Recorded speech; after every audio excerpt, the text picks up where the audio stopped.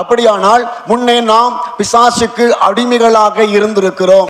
அக்கிரமமான செயல்களை நீங்களும் நானும் செய்திருக்கிறோம். பொய் சொல்லி இருக்கிறோம், புரண்டு பேசி இருக்கிறோம், மாறுபாடான உதடுகள் நமக்கு இருந்தது உண்டு.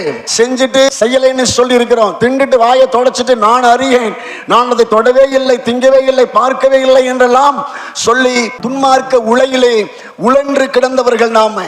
ஒரு நபரை நல்லா இருக்கணும்னு நம்ம நினைச்சதில்லை, அவங்க நம்மளை விட ஒருபடி நல்லா இருந்துட்டா நம்ம மனசுக்குள்ளேயே வயிறு இருந்த கூட்டம் தான் நாம.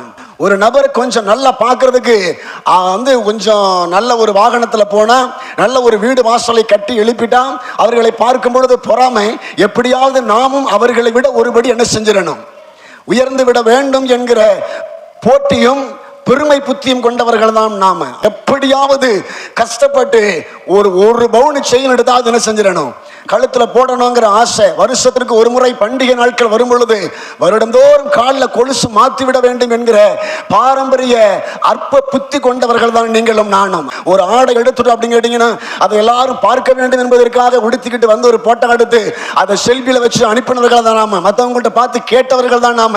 எப்படி இருக்க, ட்ரெஸ் நல்லா இருக்கான்னு பாருங்க, அப்படி அலட்டி கொண்டு தெரிந்தவர்கள் தான் நாம. ஆனா சுவிசேஷம் என்கிற ஒன்றை கிறிஸ்து நமக்கு தந்து நம்முடைய சுபாவத்தையே மாற்றினார். சுபாவம் மாறிச்சான்னு தெரியாது எனக்கு. இது அப்போஸ்தலர்கள் அப்படித்தான் எழுதுறாங்க.